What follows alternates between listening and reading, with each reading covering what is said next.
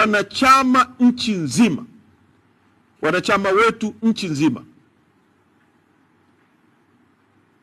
bendera zipande kwenye vijiwe vyetu kote, ofisi zetu zote, vikao mbalimbali vikae, na kamati kuu inapokutana tarehe 29 itatoka na mwelekeo. Lakini maandalizi kwenye grassroots, sisi ni chama ambacho kina wanachama kule chini, maandalizi yafanyike. Tutaanza upya, kanda zote ziwe in full operation, na mapambano yetu yataendelea. Sasa mwelekeo wetu ni kuhakikisha mwenyekiti wetu anaachiwa. Ndio jambo moja tunalotaka. Mwenyekiti wetu sio muhaini. Mwelekeo wetu na wanachama wetu na kampeni yetu ni kutaka sasa mwenyekiti Tundu Lissu atoke ndani. Mwaka mmoja ni mwaka mrefu sana.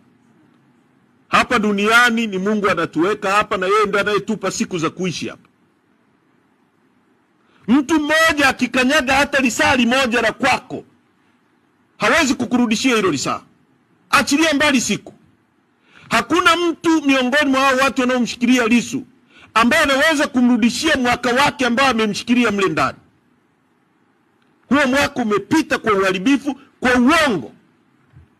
Kampeni yetu wanachama kote nchi nzima ni kutaka Mheshimiwa Lissu aachiwe mara moja,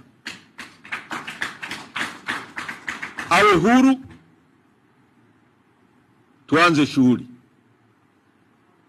Tuanze shughuli yetu.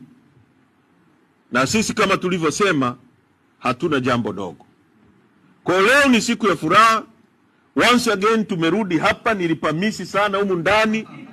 Kwa hiyo tunakaa huko mtaani tunajirekodi. Tunashukuru teknolojia, kwa sababu bila teknolojia tusingesikika katika siku zote hizo.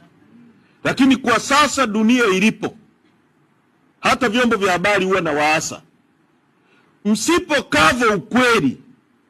Dunia ya sasa sio ya kudanganya. Unaweza kukaa chumbani kwako na simu na ukarekodi kitu, baada ya nusu saa kiko kila sehemu duniani. Tunaelewana vizuri? Kwa hiyo hakuna uongo. Ndio maana Chadema